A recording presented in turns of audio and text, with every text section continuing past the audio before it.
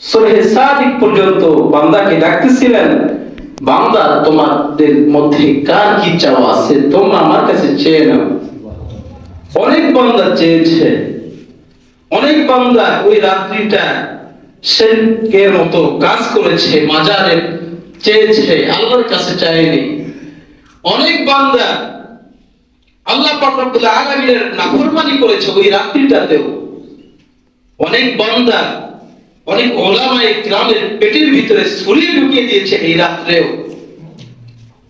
ওই রাত্রে মাজার পূজারীদের বিরুদ্ধে কথা বলার কারণে আল্লাহর এক বান্দার পেটের ভিতরে ছুরি ঢুকিয়ে দিয়েছে শবে বরাতের রাত্রে। নাউযুবিল্লাহ। কেন?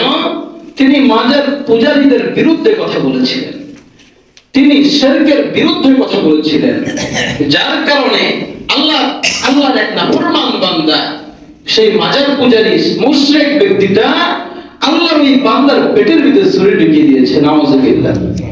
বরকতময় একটা রজনী, সেই রাত্রিটাতেও মানুষ খুন খারাপি করে। আল্লাহ পাক রব্বুল আলামিন যে সমস্ত নাফরমান বান্দারা এই সমস্ত কাজ করবে, খুন খারাপি করবে, হাবিল খুন করেছিল সর্বপ্রথম হযরত আদম আলাইহিস সালামের সন্তান কাবিল খুন করেছিল হাবিলকে। কিয়ামত পর্যন্ত যত খুন হবে, গুম হবে, সব গুনাহের ভাগ পাবে কাবিল। নাউযুবিল্লাহ। খুন, মানুষকে অন্যায়ভাবে হত্যা করা, না বুঝে হত্যা করা বড় অন্যায়, বড় জুলুম। একজন আলেম শিরকের বিরুদ্ধে কথা বলেছে, তাকে কি করেছে? খুন করা হয়েছে, ছুরি দিয়ে আঘাত করা হয়েছে। শবে বরাতের রজনীতে আমরা অনেকে আলহামদুলিল্লাহ বলেন। আলহামদুলিল্লাহ।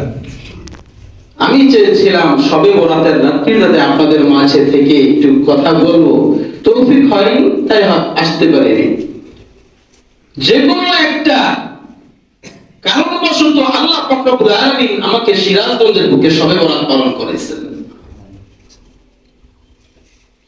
পৃথিবীতে আল্লাহ পাক রব্বুল আলামিন বান্দা থেকে গুনাহ প্রকাশ হবে, গুনাহ থেকে আল্লাহর কাছে মাফ চাবে, আল্লাহ পাক রব্বুল আলামিন তার গুনাহকে মাফ করে দিবেন। সুবহানাল্লাহ। তো বান্দা যদি গুনাহ না হয়, বান্দা যদি গুনাহ করার পর অনুশোচনা না হয়, তাহলে সে ফেরেশতা। তাহলে সে কি? ফেরেশতা। ফেরেশতার কোনো গুনাহ নাই, অন্যায় নাই, জুলুম নাই। ফেরেশতা তো ফেরেশতা, ফেরেশতার কোনো গুনাহ আছে? নিষ্পাপ। কারণ গুনাহের চাহিদা, গুনাহের যে লজ্জত, মজা আল্লাহ তাআলা ফেরেশতাদেরকে দেন নাই।